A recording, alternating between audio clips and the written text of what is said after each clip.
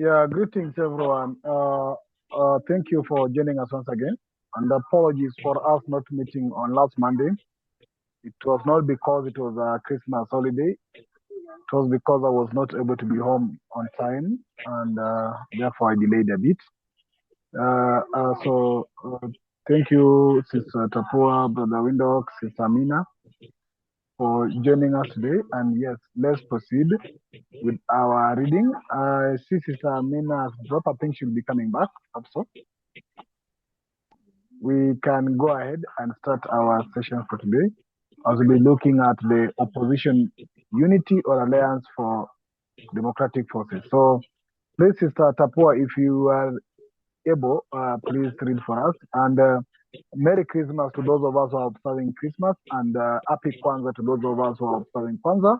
Today is Ujamaa, which is a collective economic system or economic model. So happy Ujamaa to all of us. Thank you. Yes, Thank that's you. better. Not Merry Christmas. Okay, still okay.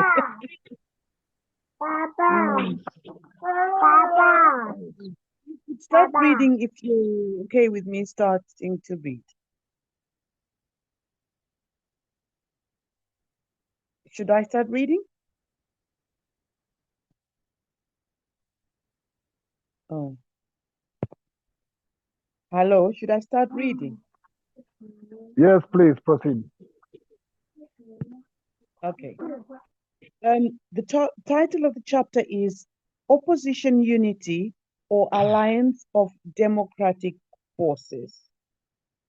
As we saw in the previous chapter, two key ingredients in a successful non-violent revolution are the receptivity of the regime to change and opposition unity. No single individual or group by itself can effect political change.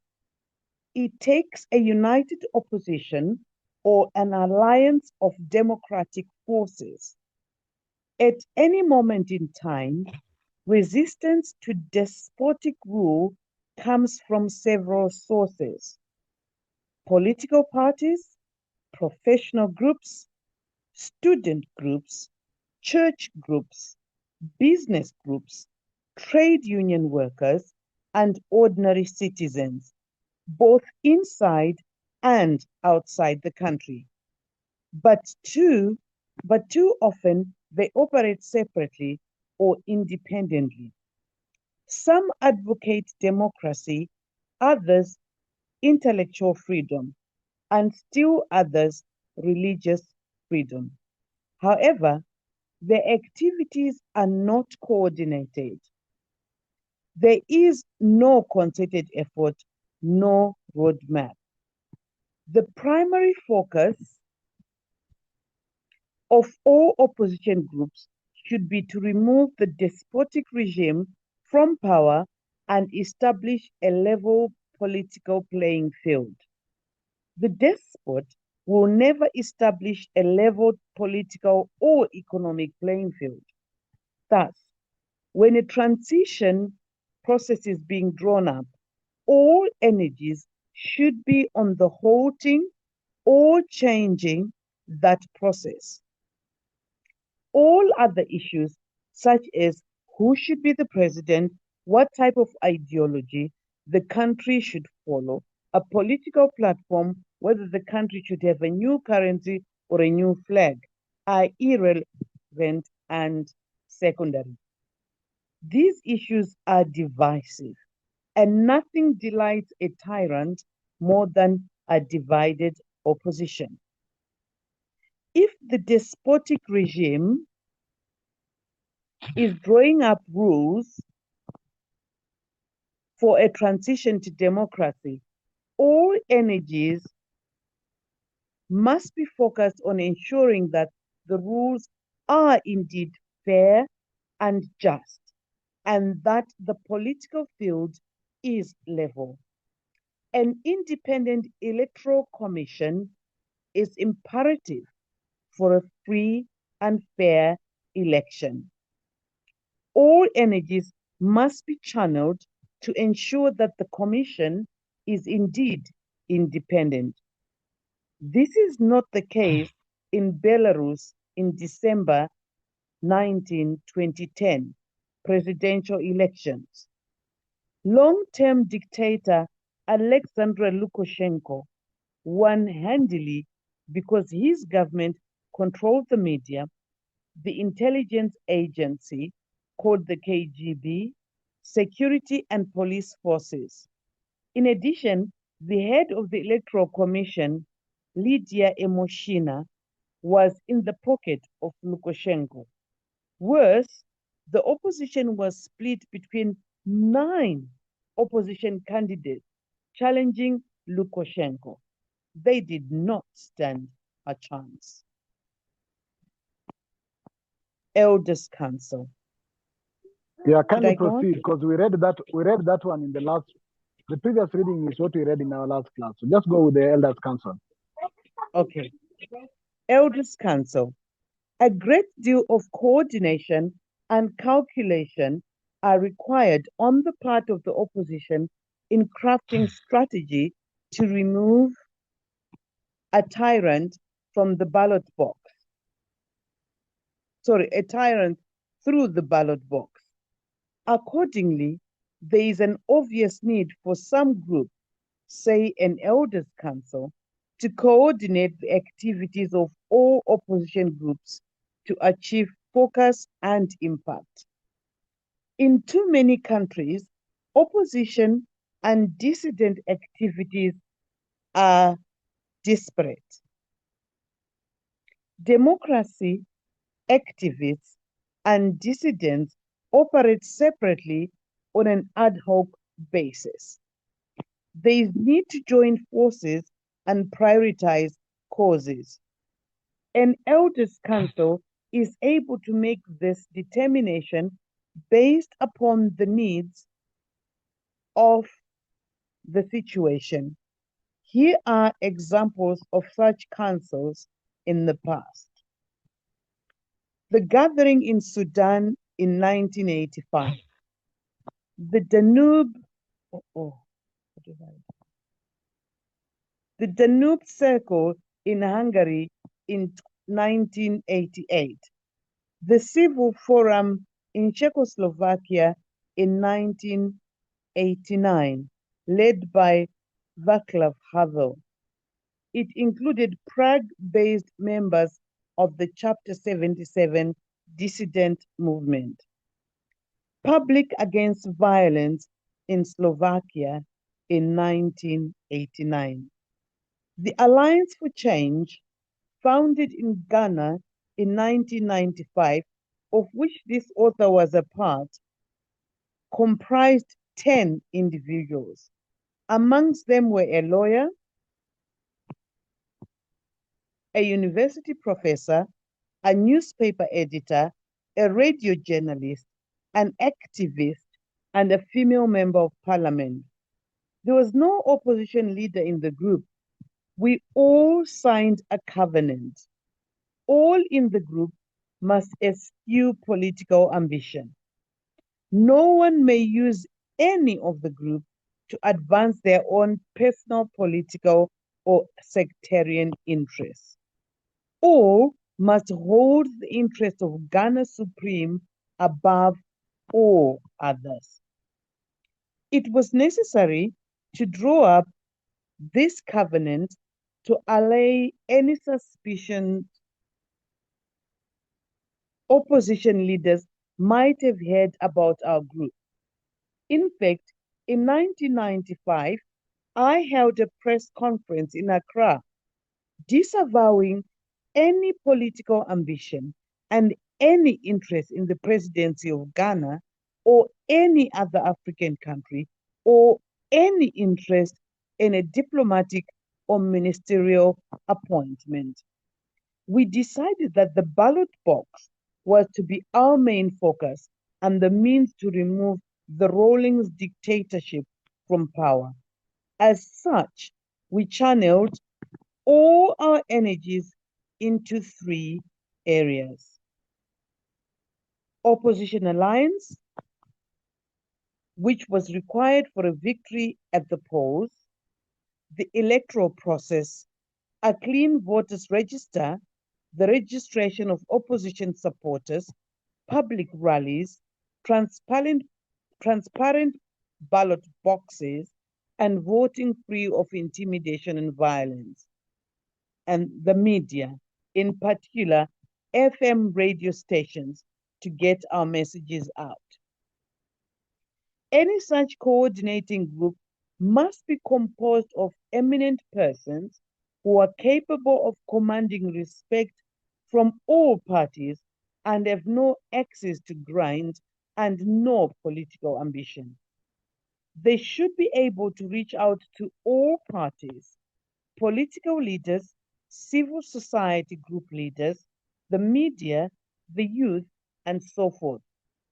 Their foremost priority should be to forge an alliance of all democratic forces and opposition parties to ensure focus, as well as to ensure that democratic forces are not working at cross purposes. Political events in Bangladesh, Czechoslovakia, Nicaragua, Poland, and other countries outside Africa have demonstrated eloquently that one person alone seldom succeeds in the battle to remove a tyrant.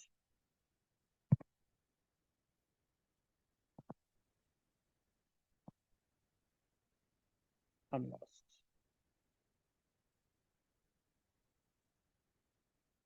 Sorry, I'm lost.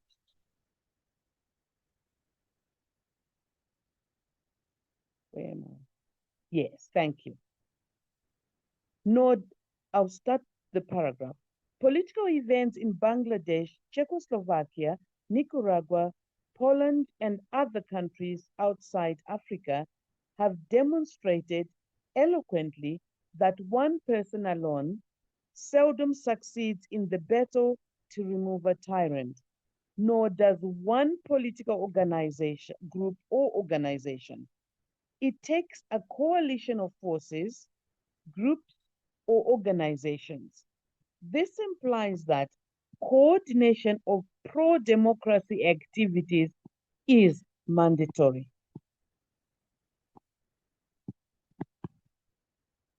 In Nicaragua, a coalition of 14 opposition parties called the National Opposition Union, including ideological mortal enemies, communists and capitalists, succeeded in ousting the Marxist dictatorship of Daniel Ortega in March 1990. The opposition coalition sensibly put forward only one candidate, Violeta Boris Barrios de Chamorro. Had they put forward 6 or even 3 candidates, Ortega would have won easily, since the opposition vote would have been split.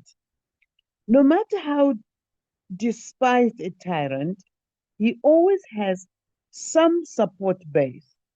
There have been too many cases in which despots have won elections because the opposition was split. Kenya. In the December 1997 election, the opposition parties numbered 26, and they fielded 13 presidential candidates to challenge the incumbent despot, Daniel Arap Moi, who won.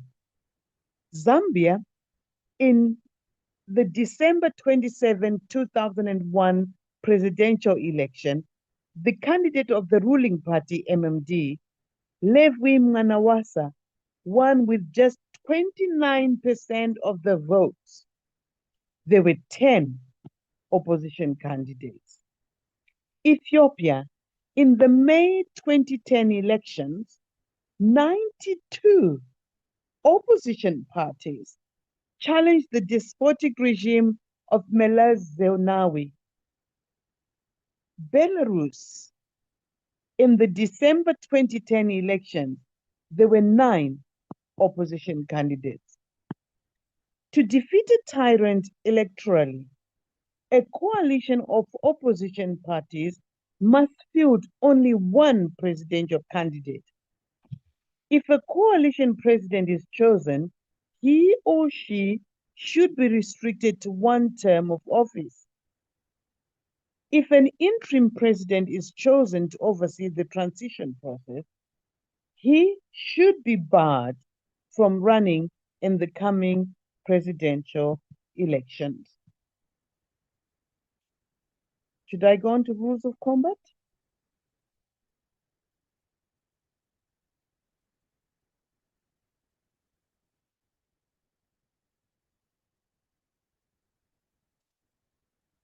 Hello, should I go on to rules of combat? No, you have to stop there. You All have right, to stop thank there. you. Let's analyze that first before we go to the rules of combat. Let's it's an open conversation. So let's everybody come in and start sharing what you think from all that Sister Tapo has been reading. I'll just be muted. So I'll just hear anybody want to come in. Come in anytime you want to come in. And once you're done, we can go to the rules of combat. Anybody? Brother Just let me know Bijan, where you want to point at. I'll go straight to where you want to point at. Yes, Brother Window. why a coalition of democratic forces? What is democratic? Whose Now, democracy? that's the If it definition is that not a democratic coalition, then it will not work over. no, Sawindok, each person has their own democracy. And what you define as your democracy may not be what somebody defines as their democracy. And may not be what the person is defining. But I think the key important thing is not even the element of the word democratic. The key Okay. thing is the coalition of the opposition. If you focus on the opposition, whether because you cannot call them the coalition of dictators or of tyrants or of whatever, whatever. So whether you want to call it coalition of democratic opposition, the key thing Yeah. is the coalition of forces that are opposing the incumbent. Whether the incumbent is dictator or not, because also we've been having issues with the definition of a dictator. Who is a dictator? So we can also not agree on who is also a Democrat based on the author's thinking. But the issue is coalition of the forces that are against the ruling government, whether the ruling government is a dictator or whatever. But the key thing is the coalition of those opposition forces. So let's Yeah. just maybe try to, because if you go to democracy, we might never agree on what democracy is here. And probably we may never even know what the author defines as democracy. Exactly. So that's just what I wanted to bring home to everybody, that democracy shouldn't be the central word in trying to topple the dictator or the tyrant. As long as there are rules set down that will ensure proper governance, whatever you might call that, and then people can coalesce around that. Thank you. But Sawindok, if you go back to the basic, leave the practice of democracy. If you go back to what is purported to be the definition of a democracy, they say it's a role of the people, by the people, and for the people. So if you're saying then is a coalition of opposition of the people, by the people, and for the people, without using the word democracy, because the key problem we are having is not only the definition of the democracy, is the practice of democracy. What is practiced in so-called democracy? It's not even what is defined. Because we don't have a problem with if you define that it's the rule of the people, by the people, and for the people. What we have is what do you practice in the so-called rule of the people, for the people, and for the people. And that's where I think we have the problem, in the practice of democracy rather than the definition of democracy. Or do you have a problem? Otherwise, if I'm a socialist party, then I will not coalesce with the democratic parties. No, but do you want to say that socialism does not exist for the people as well? Come again? I beg your pardon? Can you hear me? You are breaking. I don't know whether it's my network or yours. Now, can you hear me? Yes, I Yes, can hear we you. can. Now, if democracy is defined as the rule of the people, by the people, and for the people, Do you want to mean socialism is not for the people and it's not by the people and it's not with the people? If you want to now say that if I'm a socialist, do you mean that now if you're a socialist, you're anti-people, you're not for people? You see, basically they're playing with the No, words in the definition. that's not what I'm saying. What I'm saying is, if democracy is the central word, then some of us might feel a little bit not on the table. But do you think that in socialism there's no democracy? There Do you is. think in socialism there's no democracy in socialism? There is. Do the people don't choose? Do the people don't decide? Do the people don't do whatever? They do. But many a So time. the key word here, the key word here, Sir Windows, is where is the place of the people? Because we are talking about the people. In democracy, the biggest problem is that as they purport that it is the rule of the people, it is not actually the rule of the people. When they say it's the rule for the people, it's not actually the rule for the people. That is the problem where it comes in. So the people thing is not in practice, even in the so-called democracy. And that's why some people argue whether we have really even democracy existing anywhere.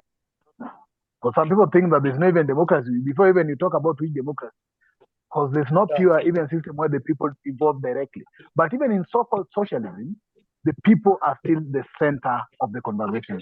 So I don't want us to delve deeper on the definition of democracy or socialism, but let's just take the key point here that the opposition forces that are opposing the regime must unite or must have an alliance. And I'll give you a typical example before Sister Tapua came in. When I participated in the 2022 presidential election in Kenya, as one of the young aspirants in that election, I was 26. I think the other candidates were around 30 and 40. The oldest candidate was around Raila Odinga, who was almost 100. 70 years. It was nearing 100. Yeah, Raila Odinga was there almost in those ages. One thing is that I told you again, we were 57 presidential aspirants. 57. And we were not fighting the incumbent because the incumbent was getting off his 2 terms. So he was not going for the 3rd term. But the incumbent, the President Uhuru Kenyatta, was endorsing Raila Odinga, who was a long-standing opposition leader. The key contender was William Ruto, the current president, who was also the deputy of the sitting President Uhuru Kenyatta. So over 57 of us wanted to be president.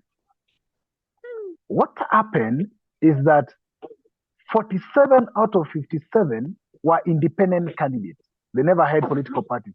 And I was one of them, independent candidates. Now, 10 were political party aspirants. Now, the citizens said that these are people who want to waste our time with long lists. Now, at a time, we had agreed as independent candidates that if one of us will be qualified to be a candidate, like if one of us goes through we never wanted to reduce ourselves first. We said if one of us is going to be qualified as a candidate, then all of us will have to support that one person who is qualified to be a candidate of the ballot. Because see, there's a process when you move from an aspirant to a candidate. So you have to go through your papers. We knew that if we decide a candidate before the nomination process by the government, probably the government will ensure that that one candidate you have arrived at is also blocked from being on the ballot. So all of us will be out of the system. So we said, let's go all of us. If we qualify from the procedures of nomination to get one, then let's support one. Now, funny thing, all of us didn't qualify. All of us 47 who were independent aspirants didn't qualify. And the government came with a very simple tactic. That one rule is what removed all of us. And then, even the 4 who qualified to be on the ballot out of 57, 4 qualified to be on the ballot. Even the 4 could not pass that rule, which means they had to bribe their ways to be the qualifiers. So the 4 of them qualified in an unconstitutional way. Now, out of the 4, 2 were the front runners. The former deputy prime minister, who is now the late prime minister, who was the opposition leader, and the vice president, the deputy to the president who was outgoing president. Now, the rest 2 were no one, but they were brought in just to fill the ballot so that it could appear we have 4 people. One was a guy who was campaigning for ganja liberation. He was a Rastafari, a lawyer who came just to be known on that year of election. Another one was a bishop from one of the churches. Nobody knew them. All of them got 0.1 or 0.2% vote, and the rest of the percentage were divided between the two front runners.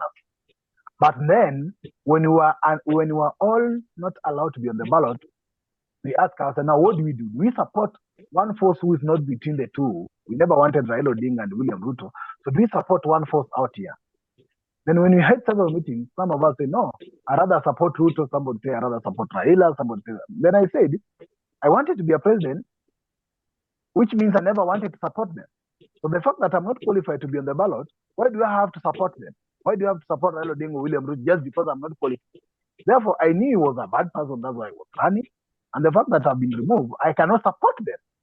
And I boycotted that election. But then it was actually manipulated in terms of even qualifying the candidate. So that is a challenge.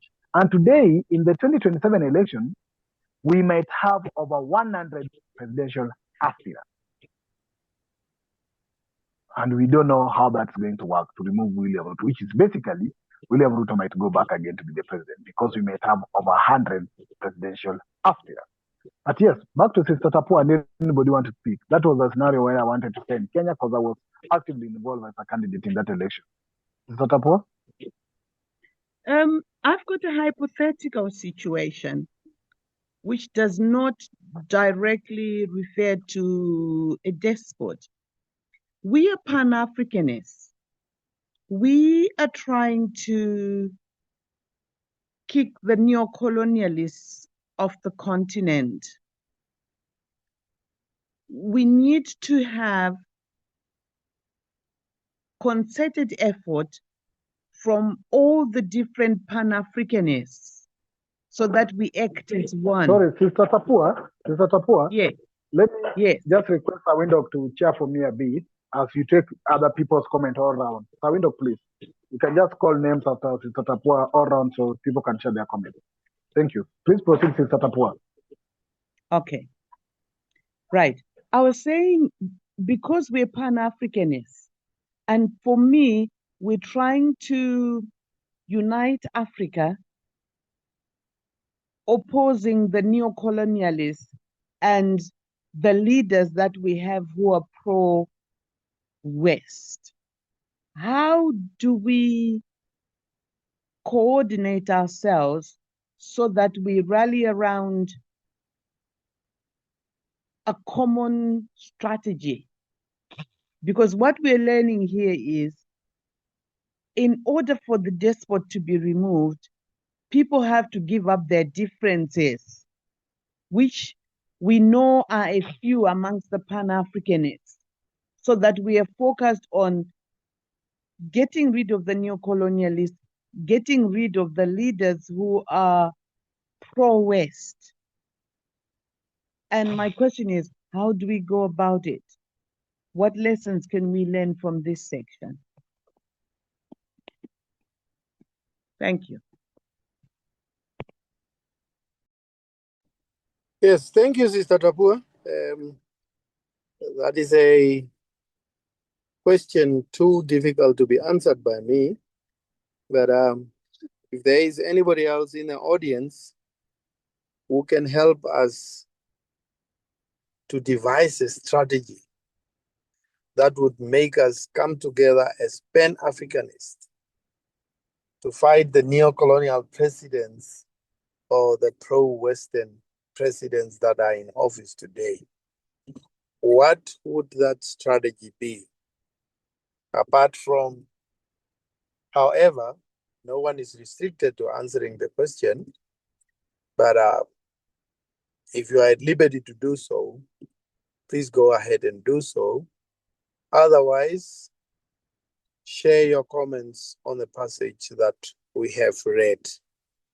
I don't see any hand that is up, and I don't want to call anybody, so can I have volunteers? Can I add something more practical? Yeah, sure, go ahead. Right.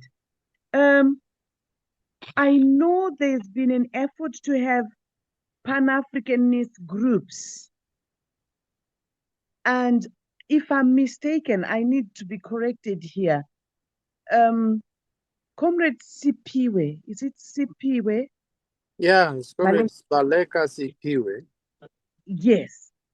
He seems to be, I need to be corrected here, to have had some kind of meeting where different Pan-Africanists were invited to this meeting, but there remained quite a few outside the tent. And what I observed happening in terms of a formula, I was saying to myself, our intentions are the same. We want the pre-colonialist. It's the methodology that we are differing on and the way forward of how best to get to where we need to get. So my question is, if we are to adopt what this writer says, how should either of us behave towards the goal that we need to attain?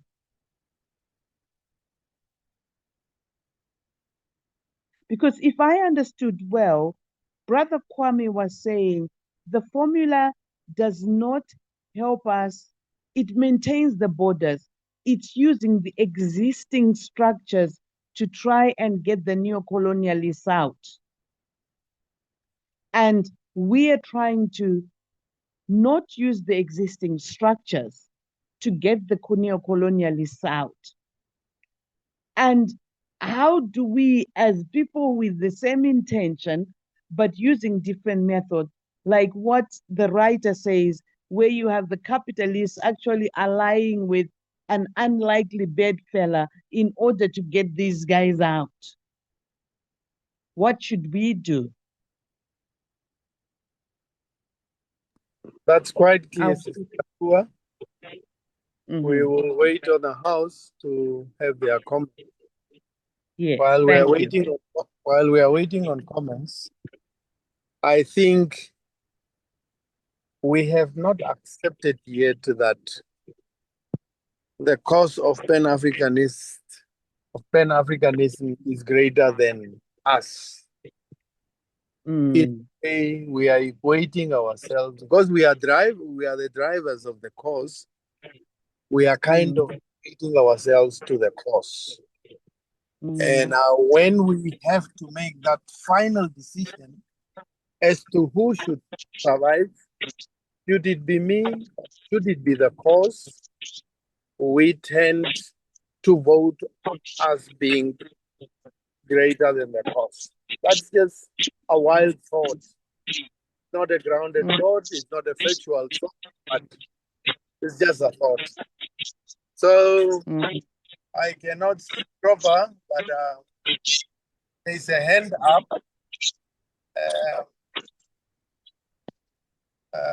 by my colleague out there. Kaguti, please go ahead and share your comments. Well, greetings, comrades. Greetings, Africa. Look, the question that has been raised is not easy. Conceptually, we can, of course, give a number of answers. It's not easy at the level of practical application. In light of the fact that people tend to be driven by subjective interests, which becomes an impediment. I agree with the view that says that the cause of Pan-Africanism is greater than us. And commonly what we say, we are mere instruments, or we are mere tools of history, we are mere tools of the revolution. That's the first thing that I want to highlight. However, what we are trying to explore in occupied Tanzania is that we have noted that formations that are like-minded in the past 30 years of the so-called democracy in South Africa, we have tended to operate separately and against each other. Now, in as much as there have been attempts to forge some form of alliances or fronts or cooperation, they've always ended up as signatures on paper, not translated into any form of an agreed upon principles and programs on the ground.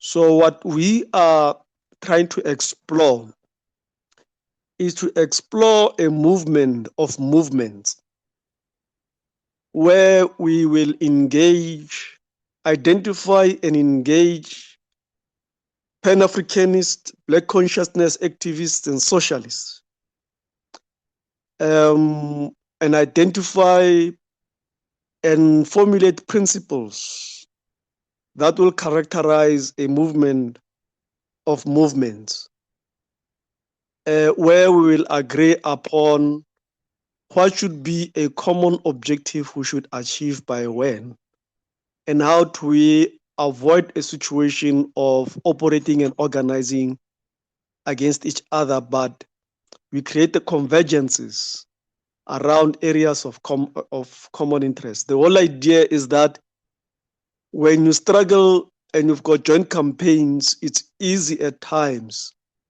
to create convergence of ideas.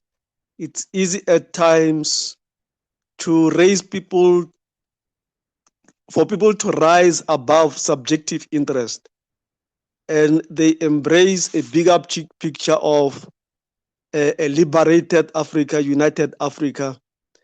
And we use Occupied Azania as a springboard to advance that, and which will then demand, can we subordinate our individual interests towards the well-being and the liberation of the African, the unity and the total liberation of the African people? We have identified 8 organizations led by Pan-Africanists. They have agreed to meet.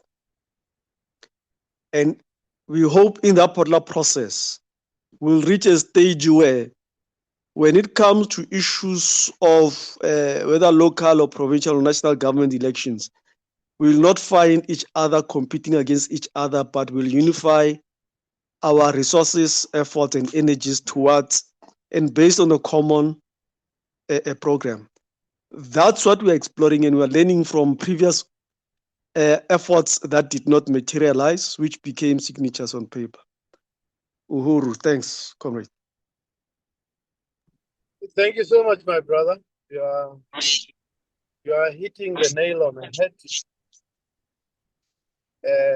We have to work tirelessly on finding synergies among the different Pan-Africanist groups. And tirelessly,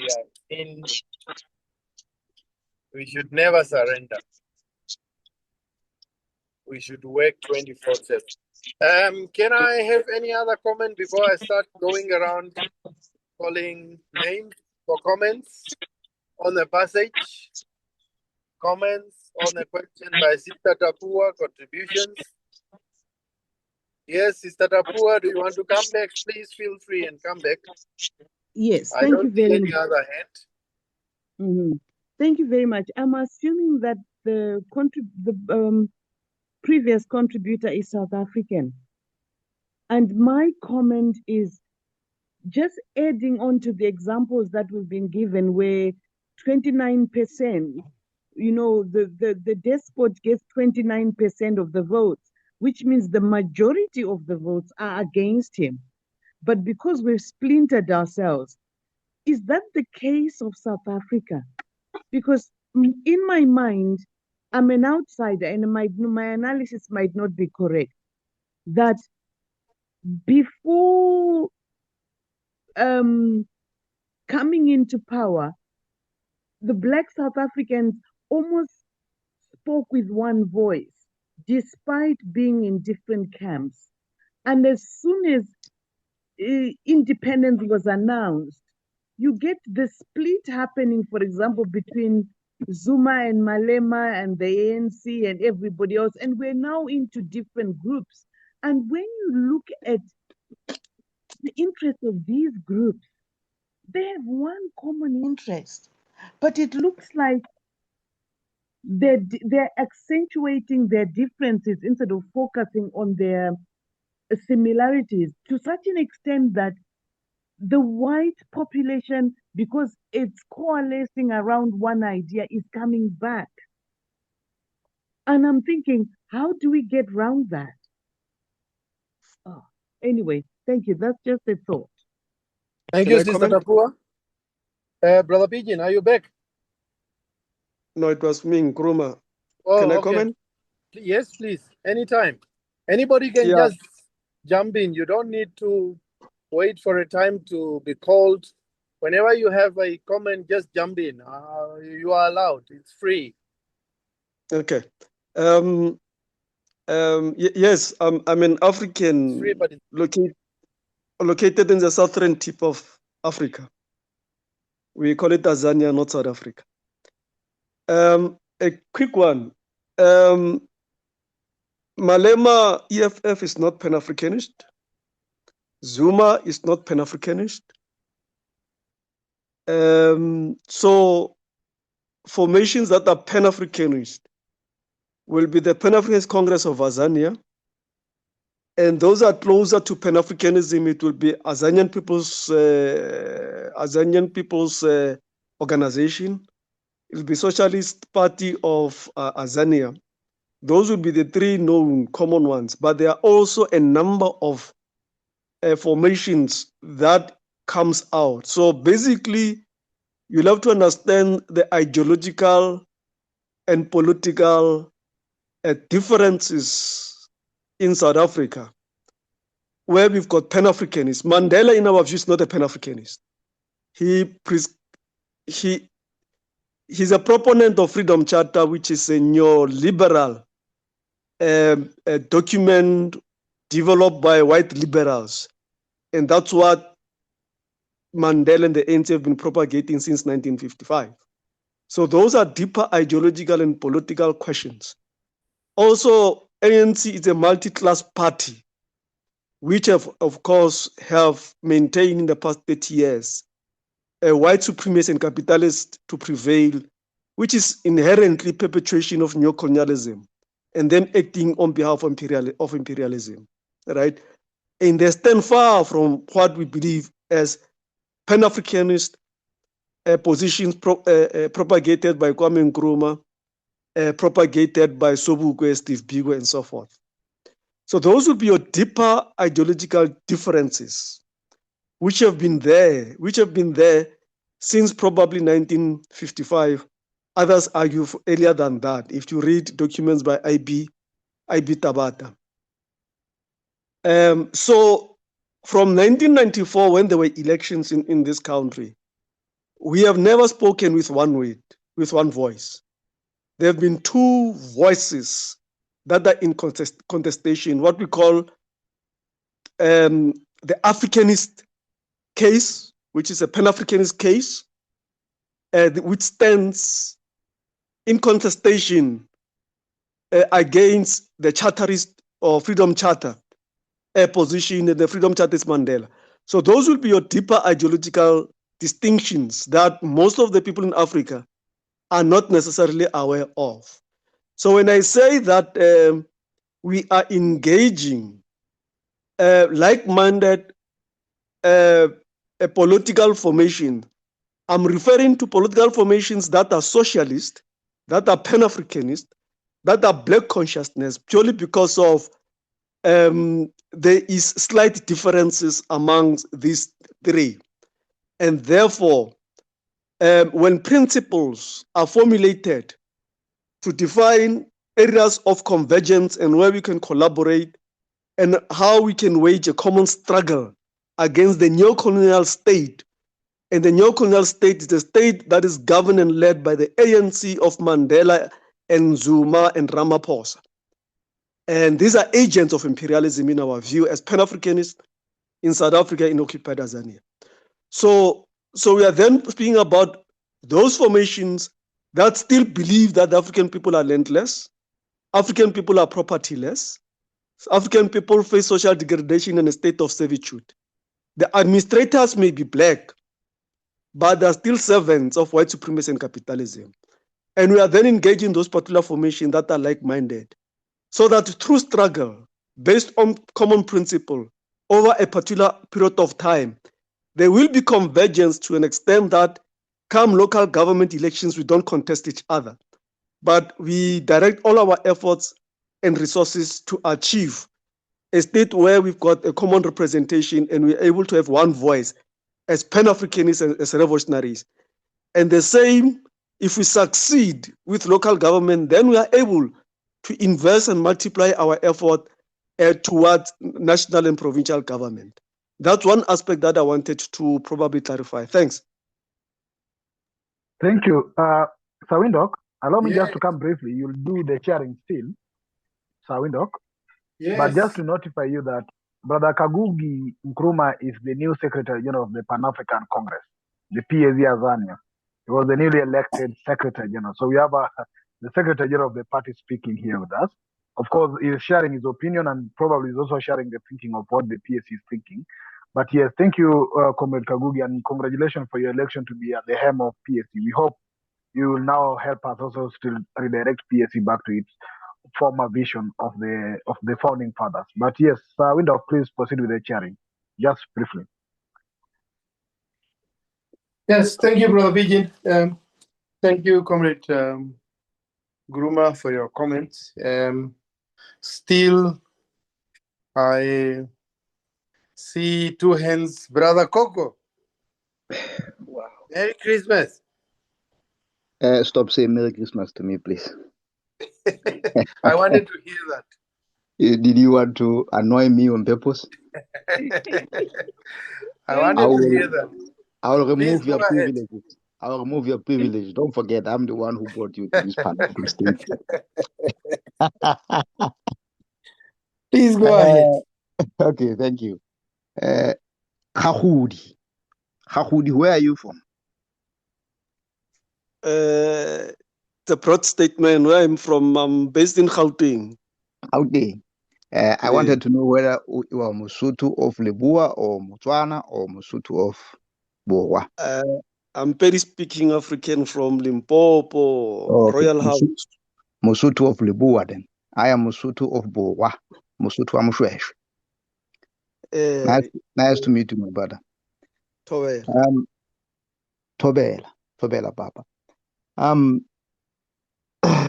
Just to refocus us on the text which Sister Pua has read so brilliantly tonight, I would like to remind all of us here that we did come to this juncture before, where we questioned what we were reading by Professor Aite. Because Professor Aite is not a Pan-African. I don't think he's Pan-Africanist in view. He is more of a social scientist, and he looks at evidence around the world and tries to take whatever evidence he gets to provide that to defeat the dictators within the existing structures, within the existing borders that we have. So if we want to take his methods literally and try to apply them in a Pan-Africanist way, it won't work. We need to realize where he's coming from and where his advices are focused at. So that's just the first point. Because as you can see, he's just talking about Ghana of Rawlings when they were taking Rawlings out and seeing Rawlings as a dictator and not thinking wider on a Pan-Africanist basis. That is the crucial nature of who Professor Aite is. Having said that, Pigbin has already raised some of the crucial elements here in that the current status quo is being maintained by us in fighting. So whoever we are, if we are in the opposition, then if we fight, is for the benefit of the dictator. It's exactly what Mobutu did in the Congo for him to stay in power. Mobutu didn't mind electing 2 military generals as armies, as commanders in chiefs. just so they can fight amongst themselves while he stays unscathed at the top. So it's more or less the same thing. If we fight amongst ourselves, we point fingers amongst ourselves, then Ramaphosa and his cadre continue to serve the new colonial government. This is what Haiti is trying to say. He's saying, whatever methods we are pursuing, let's just remember who the enemy is. And then once we settle the enemy, then we can come back to the table and discuss about other things. So I think what he's trying to propose here is a safe route. It's not a revolutionary route. The revolutionary route would be to say, we need to do away with all neo-colonialist puppet right away and bring all of Africa together. This is what the Pan-African agenda is. We need to unite because we realize that our country was divided on purpose so we can remain weaker. It's more or less the same thing which he is saying on a nationalist basis. But what we are seeing now happening is happening on a Pan-Africanist basis. We continue to pull hither and yonder, that way and that way, because we don't want to unite. But again, it serves the neo-colonialist exploiters that we remain divided. It will continue like that until we wake up, or until the generations that are awakened in terms of Pan-Africanist agenda, Pan-Africanist ideology and way of seeing things comes to the fore. So this is just the basis before I talk about other things. I think when I was listening here, my brother said, welcome, was talking about democracy. You're talking about democracy here because Professor Haiti talked about the national conference. When he talks about the national conference, we have had some of those in other countries, not just Ghana. It happened in Congo-Brazzaville to unseat the current incumbent and brought in a man called Pascal Lissouba. But Pascal Lissouba was quickly deposed of with help of Angolan forces. And then we had the current president in with the help of the French forces again. So what we are saying is that they are still using democracy. They're using democracy as a smoke screen because they are funding some of these puppets to continue to stay in power. So you can call it democracy, but to be honest, it's a Trojan horse. It's what you call corporacy. So it shows the power of corporations around the world to control us. Those with more money can buy any government anywhere and unseat anyone anywhere and bring in whoever they want in place. So even as we talk about all of this, we need to not forget what the main goal is. The main goal is Pan-African unity. That is important. And we should never, ever, ever sacrifice that one or leave it behind. Even if, Brother Pigbin, you go ahead and run in Kenya and either win or help someone to win, you need to remind them what it is that we want as Pan-Africanists. We want the unity of Africa because that way we are stronger. But it's going to be a challenge. It has only happened in the alliance of the Sahel states because they have thrown away the yoke and are truly independent as we speak. But most of us, we are not independent. We continue to run in the shadow of the new colonialist vampires, their corporates, everyone else. And as I said, democracy is dead. The only democracy that will save us is if we go to the grassroots and everyone who is voted all the way to the National Council is voted from the national, from the local roots, all right? as it happens at the moment, it's every vote for themselves, and it doesn't work. It's just who has more money. It's not who has more need or what the ideology of the party running is. Nah, none of those. So lots of things to think about, but at the same time, let's remember who Aida is.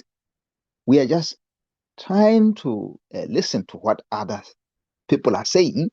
We recognize that they are not Pan-Africanists in nature, but we also appreciate that there are some things we can learn from them.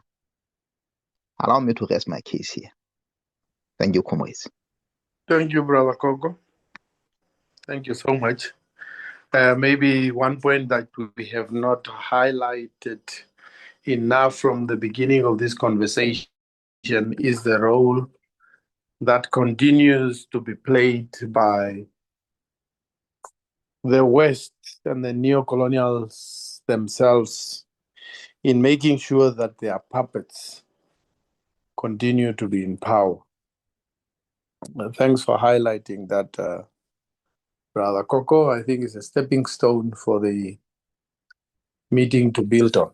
Any other comment? I don't see a hand. Brother Coco, can you please put down your hand? And Sister Chisomo, greetings. Sister Amina, greetings. Greetings. Any comments? Greetings. I missed the Any reading, comments so from? Greetings. Well, I missed the reading, so I'm just listening. no problem. Thank you. Sister Amina? No comment for now. I'm listening. Thank you so much. Thank you too. Brother Pigeon, you have any contribution so far, or you still holding your horses?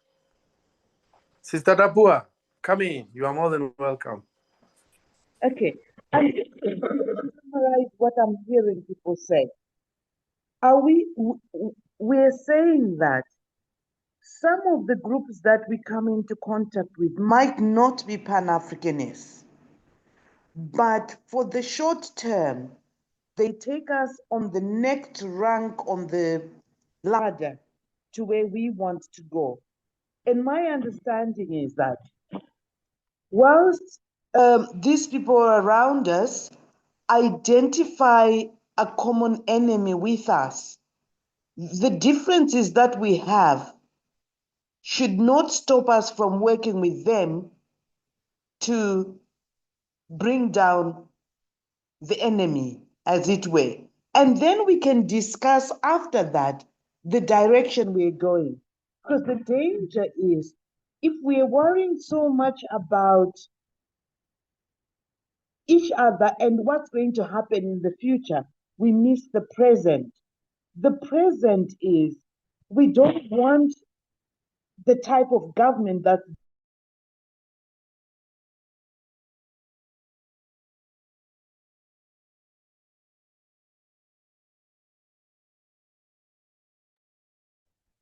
Sister We can't Dabua? hear.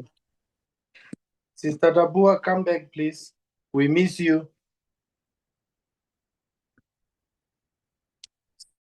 Sister Tapua, while we are waiting for Sister Tapua to return, I'm sure it's network that is troubling her. Sister Chisomo. Kawindo, can I speak? Yes. Now I'm having Yes. issues. Can I allow? Let me speak when permit me to speak when my internet is a bit stable, because I've been off because of that. Okay. Okay. So let me just apologize to Sister Chisomo. Sister Chisomo, I have recognized your hand, but let us just grant Brother Pigeon the opportunity to talk because he also facing internet challenges. Please go ahead, Brother Pigeon. Sorry, Sister Chisomo, for this. Just I'll encourage you to allow me to speak a bit, not out of any disrespect. One is that in this chapter, we are talking about strategy.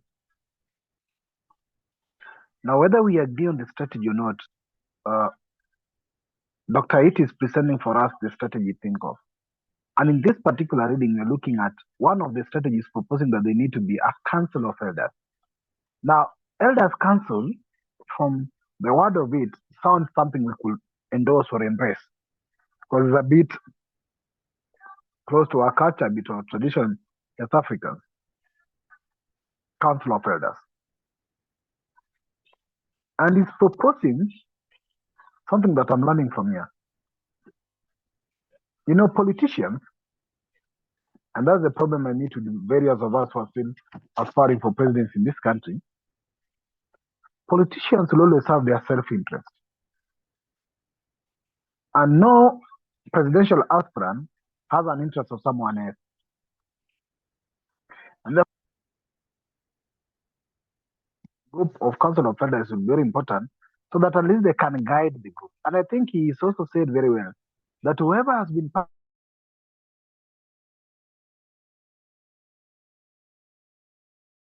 2 terms. Those are very important elements I picked. And lastly, the elements I pick are those ones. The need, if you're going a lot,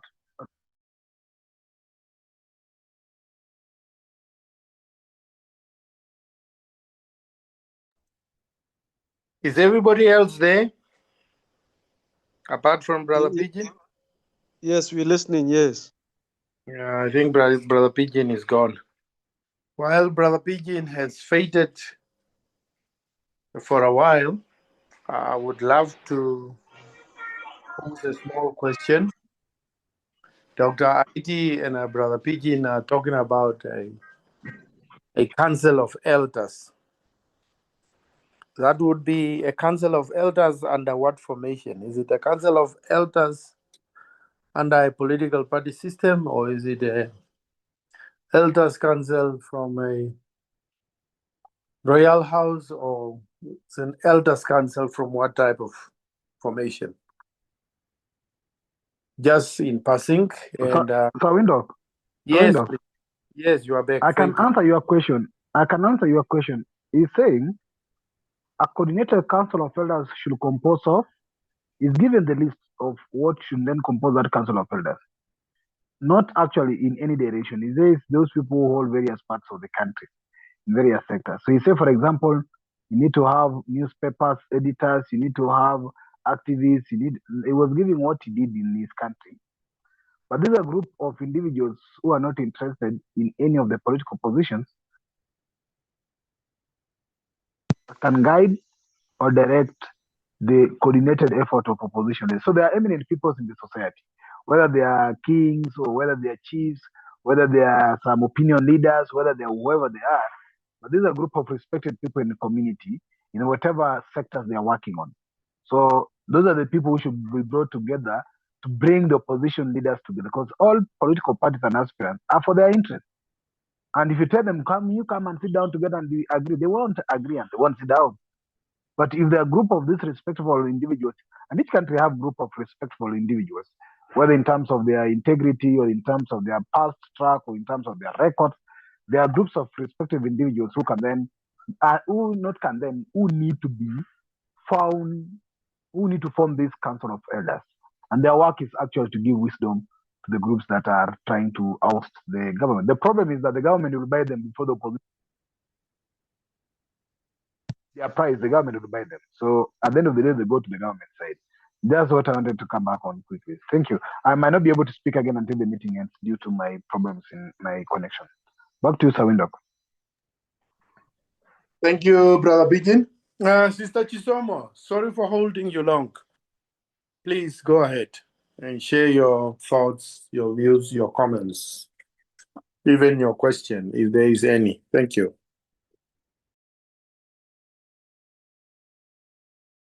Okay. Yeah, hello. No, I just wanted to understand the brother that spoke earlier. I think it's Nkrumah, who spoke about what Mandela was, what Malema is not, and I don't know what he said about Ramaphosa, and he said something about Suma. So I'm trying to work out what makes Malema not a Pan-African. or how does one qualify to be a Pan-African? And what seems to be the problem in what Malema talks about, because all we hear him say is one Africa, drop the borders. Could you just clarify on that? Just wanted to understand that a bit. Brother Kaguti, Gruma, it's Hi. not a dialogue, it's just an open conversation Okay. because you in the meeting and we want to share our thoughts as broad as possible. Thank you. Please go ahead. Okay.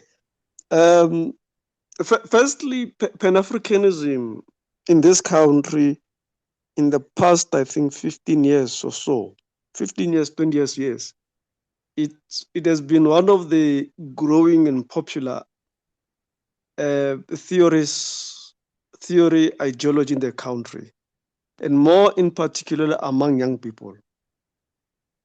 And as it grows, where young people are opening up to ideas of Pan-Africanism, rejecting white supremacy, rejecting capitalism, and also them beginning to understand that the 1994 political dispensation, where Mandela became allegedly the first president of this country, did not make any fundamental material change in the living conditions of the African people, more in particular as it relates to the return of land to the indigenous African majority, one. Two, it did not bring any fundamental change in regard to equitable distribution of wealth of the country. Three, there's never been a national self-determination, self-reliance of the indigenous African majority. So essentially, the more young people open up to Pan-Africanism, beginning to understand the arrangement and the deals that were concluded by Mandela and with the white settler minority and the foreign capitalist forces, and majority of people beginning to reject what we call Freedom Charter, which is the basic document of the ANC. Now, Malema emerges from the period where, whilst he was within the ANC, they started to speak about the radical economic transformation within the framework of Freedom Charter, which is a framework of neoliberalism. It's a framework which says that the land belongs to all who live in it, black and white, the oppressor and the oppressed, the dispossessed and the dispossessed, the degrader and the degraded, the dispossessed and the dispossessor, the exploited and the exploited. So that's essentially what the Freedom Charter propagates. And it comes from that parallel tradition. Now, they then took advantage of the fact that more and more young people are opening up to the revolutionary and radical ideas of Pan-Africanism as articulated in this country. And he uses that to capture majority of young people. In his own very words, Malema, he has made it very clear that if poor people, black people, are not being made to feel that somebody is acting and speaking on their behalf, you run the risk of having a revolution in this country. And that revolution will not be a revolution against capitalist. It will even go to an extent of your comrade bourgeois, your neo-colonialist. They are also, as a black middle class, will face a threat of being attacked and being victims of that revolution.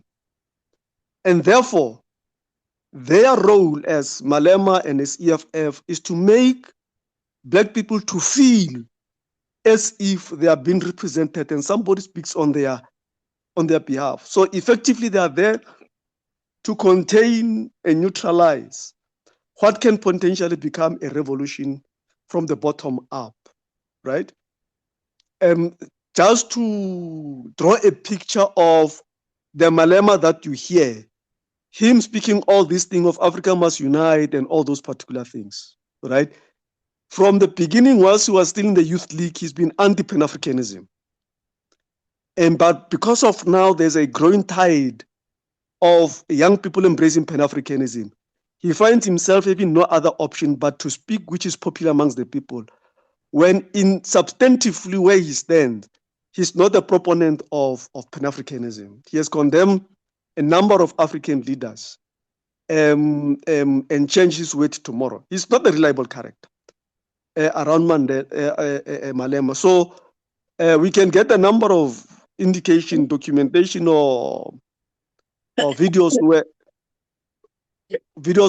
where he explains some of these particular things so that you can get that information directly from the horse's mouth. So in our view, Malema is not. Malema is typical of what Fanon has described on the pitfall of national consciousness, of a black middle class which is keen and determined to extinguish fires of the revolution. And that the black middle class, for as long as they don't commit class suicide, they will not take the national liberation struggle of the African people, the unity of the African people, to logical conclusion, because of they will have reached a stage where their own class interests are secured and served. Hence is what Kwame Nkrumah refers as a neo-colonial state which is managed by a comrade of bourgeois. So that is what Malema is. And of course, that is what Zuma is, because of Zuma was the president of this country for close to 10 years. He has not done any fundamental and radical change whilst he was still the president of this country. In actual fact, African mine workers who were demanding a better wages, salaries, under his president of Zuma, they have sanctioned and released the South African police services to shoot and kill African mine workers who were demanding nothing else but demanding better salaries so that they can feed and sustain their own families. The same Zuma has unleashed the South African police force against students, black students for that matter, who are demanding access to education, who are demanding free education for black kids who were excluded and kicked out from universities. He has unleashed the system upon students. Students, black and African students, were arrested, others were shot with tear gas and so forth. Andries Tatane, he died under the, I think, Zuma. By then, I think he was a deputy president also. So they've looked down upon the key and the fundamental demand for the right to national self-determination of the African people in this country, and for the land to be returned to the African people. Whilst he was a president, they've looked down upon those particular positions of the PAC. And that's why the Pan-Africanists in this country, we have said, we don't believe in South African exceptionalism. South Africa is an integral component and part of Africa, and it has to play a role in the program of the liberation of Africa, and is directly impacted and affected by all that happens across Africa. But Zuma, being part of the ANC, they've always looked down upon those particular policy positions, and not only looked upon down, but they've been part and parcel of systemic programs which sought to liquidate the Pan-Africanist movement and the Pan-Africanist Congress in occupied Tanzania. They've succeeded to destroy to a greater extent AZAPO, which is a black consciousness movement of Steve Biko. And they've tried to do the same thing with the Pan-Africanist Congress with minimal success, because of over the years, the PAC has had a very vibrant and a strong youth and the student movement, which has succeeded to withstand various forms of attacks. So just to give a brief background, if I was brief, about the Zuma who's been popularized by the media, the Zuma who's been popularized, the Malema who's been popularized by the media.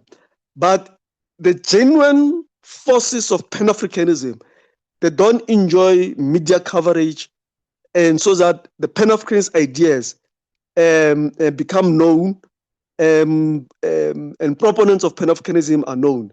But those who are at the periphery and who are enemies of Pan-Africanism are the ones who have been ushered as if they are genuine in the cause of the total liberation and unity of Africa. They speak these things because they sell. And the desperation of the African people looking south also for something to emerge has made the media propaganda to become a success. In conclusion, one example. Many people in the world, they know Mandela as the longest political prisoner who served 27 years. And when you look at chronologically, the period that Mandela spent in prison, he was released in 1982 from Robben Island to Portsmouth. And from Portsmouth to Victor Verster in 1984, that's when he was released. And he stayed at a house of a warden. He had a special chef. He was released Mandela in 1984. So technically, he spent 24 years in prison. But the world has been made to believe that Mandela is the longest political prisoner. And the longest political prisoner, who's Jafta Masemola, a Pan-Africanist for that matter, who was killed in 1990, and is not known by the world. So the leaders, Pan-Africanists, have not gained media popularity globally and in Africa. But those who've been enemies and forces against Pan-Africanism have been presented as Pan-Africanist. So that would be a short description. So that's why people like Malema, even Zuma, they've never even looked at joining Pan-Africanist Congress of Azania. Why? Because of ideologically, they know that they are far from Pan-Africanism. They rather create their own formation and create an impression of being proponents of Pan-Africanism, when substantively they are not. They are not proponents of African nationalism, they are not proponents of socialism, they are not proponents of continental unity. And these are the three key principles in our interpretation of Pan-Africanism, which has got a number of characteristics leading to the unity of Africa. So they were not. So that will be Brother Kaguti. a brief description that I can share to answer your question. Therefore, the same Mandela, the same Zuma, the patriotic front, which is the topic of what is being shared now, that was attempted in 1990, that as Black people, let's speak with one voice against white people and have common principles to take over the country. That was undermined, where the ANC led by Mandela created a round table to say all of us are equal, when 1994 could have been used as African people one side, settler colonialists one side, so that you strengthen the African majority and other demands in regard to national self-determination, which is directly linked to the total liberation and unification of Africa. That was defeated and it failed in 1994. And Mandela was central in leading and undermining that particular agenda. Thanks. Thank you, Brother Kaguti. Sister Tapua, I have recognized your hand, but just hang on just for a while. I still have got a question for Brother Kaguti. The shooting of the mine workers, are you referring to Marikana? Yes, I am referring to that. And I was also involved in organizing those workers. Okay, thank you. I just wanted that to be clear. Maybe there could have been another incident that we didn't have any idea of. Sister Tapua. Yes.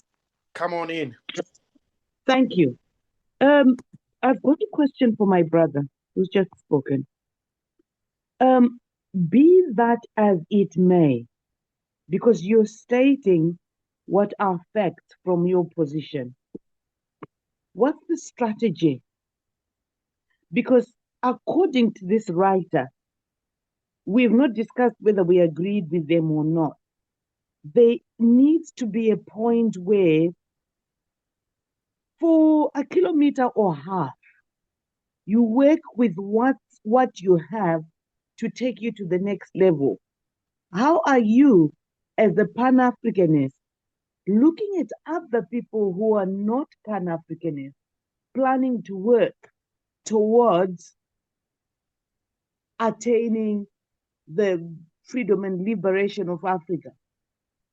How are you going to work with these guys to do that? Or are you saying you're disagreeing with this writer who says you have to work with anybody else to bring this whole system down so that you can then propagate your own ideas?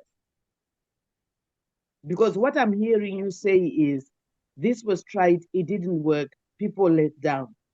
Therefore, what's the next step that needs to be done? What are you going to do? Okay, a quick one. There's a 1990 experience of a patriotic front. I'll try to gather information and share on the WhatsApp group, various critiques around it. What we are currently doing, to answer the question, what we are currently doing is to identify political formations and individuals that we can formulate what we can call a national front.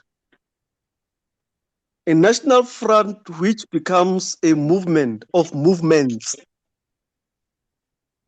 to formulate a set of principles that are agreed upon, programs that are agreed upon, define the end state, and that can then become the basis of to learn from what is being discussed today and what we are trying to translate and execute here.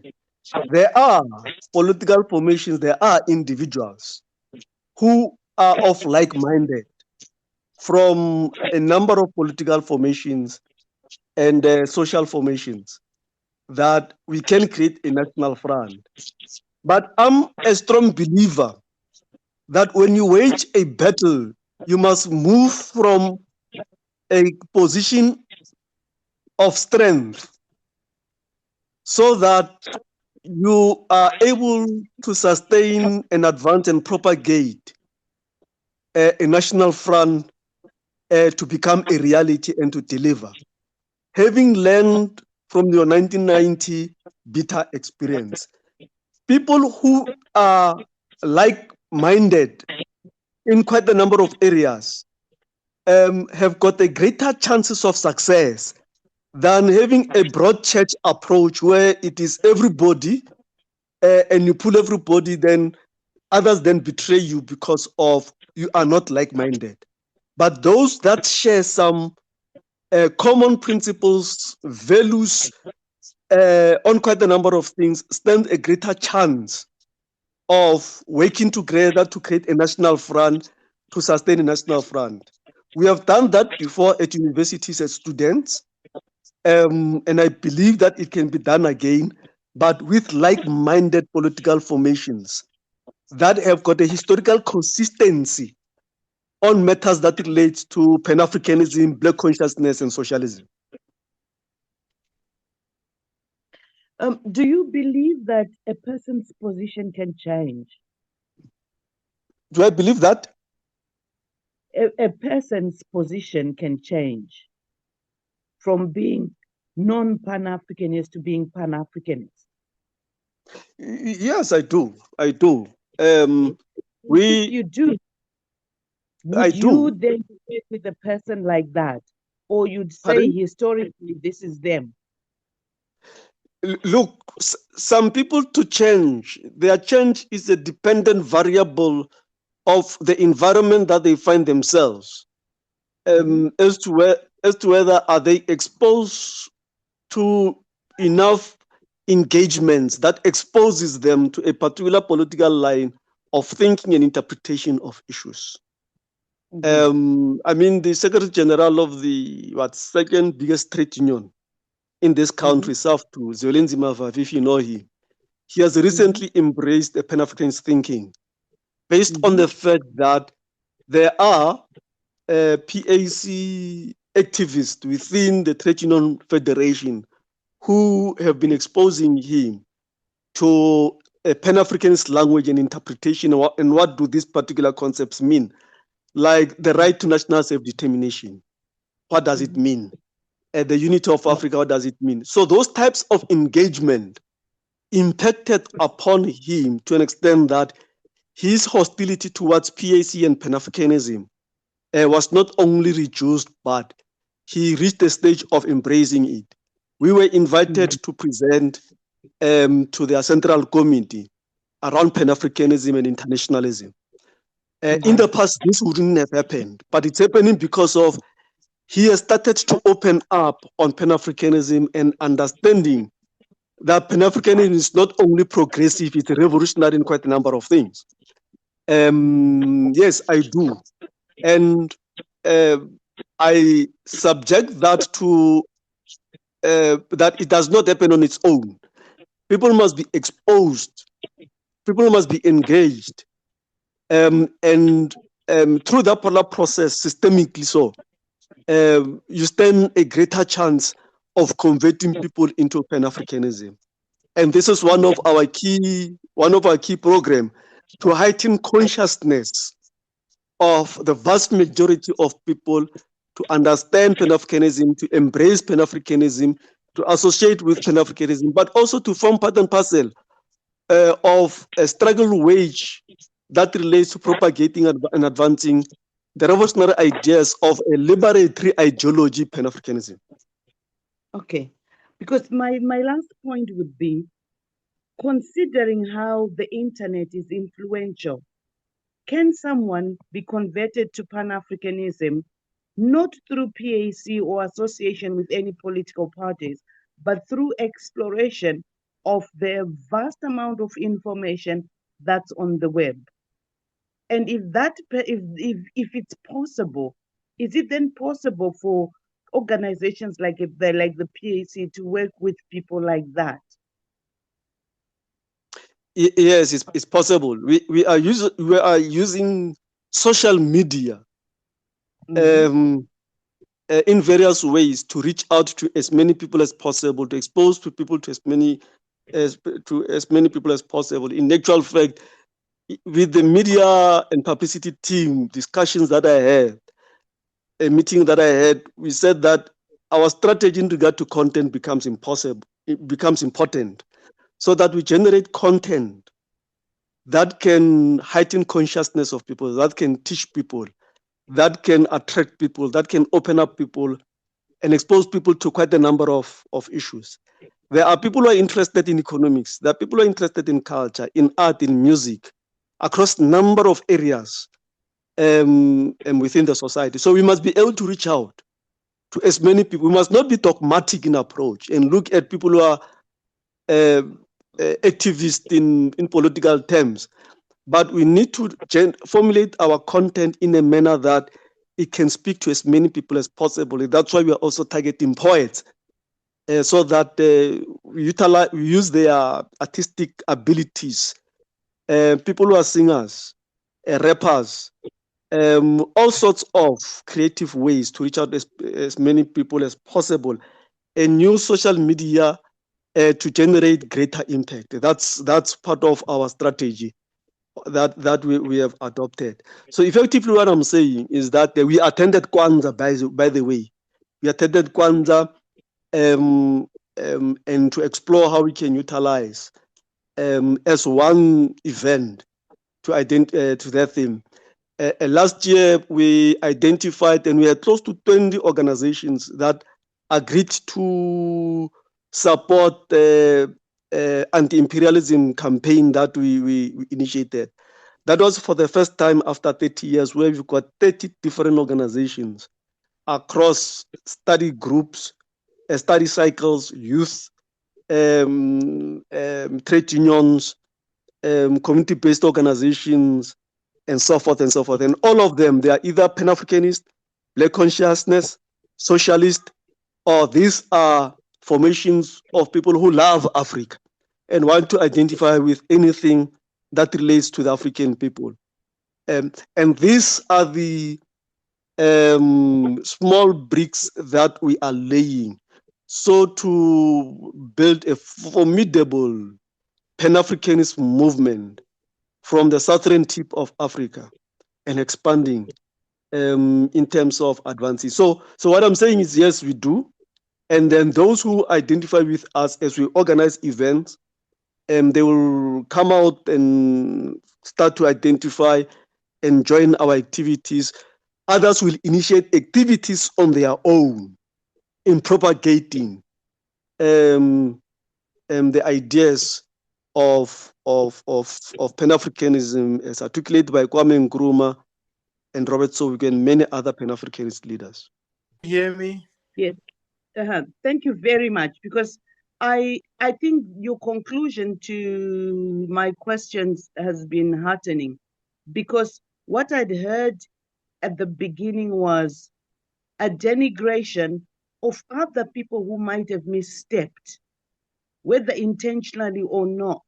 But your last comments were to do with rallying people from different places and different hues to come to the cause. And thank you for that. Thank you. I'll stop there for now. Thank you, Sister Tapua. I wanted to tell you to wrap up, but thank you. You did it before I asked you.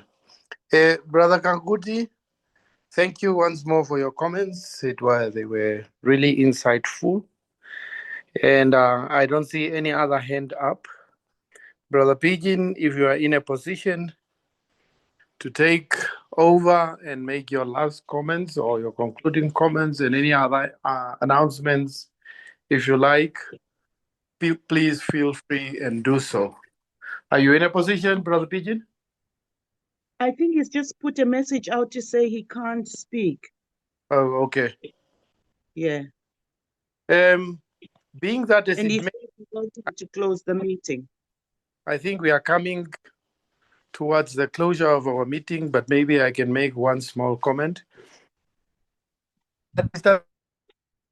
Tapua, yes, a person can change from being non-Pan-Africanist to Pan-Africanist, depending on circumstances, depending on events, and depending on understanding. It can be that that person has now gained some understanding on a concept and they would convert. However, as my brother Kankuti said, you will always remember what the person were yesterday. So, but I think, as you have concluded, we should embrace everyone who appears to be, because we cannot necessarily judge deep down who they really are. And the other point that we did not emphasize strongly is the point of the West, the neo-colonialist, stopping or hampering the prospering of Pan-Africanism. They say around the 1950s already, the CIA and the M16, or is it the MI6, have developed a counter strategy to make sure that Africa does not unite. So I think in a way, we have not invested much in collecting intelligence and counterintelligence of what those people are busy with. We are talking about fragmented opposition, so many oppositions, but have we really tried to delve deeper to get the root cause of why we do not converge around one formation to make Pan-Africanism stronger and to make unity of Africa a reality? Having said that, I don't know what time it is. I cannot say. How many minutes are there before 10? So 2 minutes. it's about time. And on what I have said, I don't have any announcements to make. Brother Pigeon is not there. So before we conclude, anybody else can make a small comment on my comment if you like, and then we conclude the meeting officially. Thank you.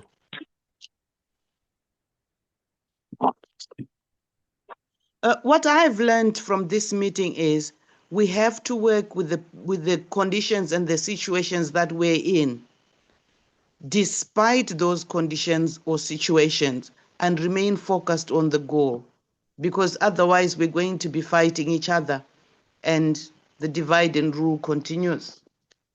That's what I've learned. Thank you. Thank you, Sister Tapua. Any other comment? I'll close this meeting.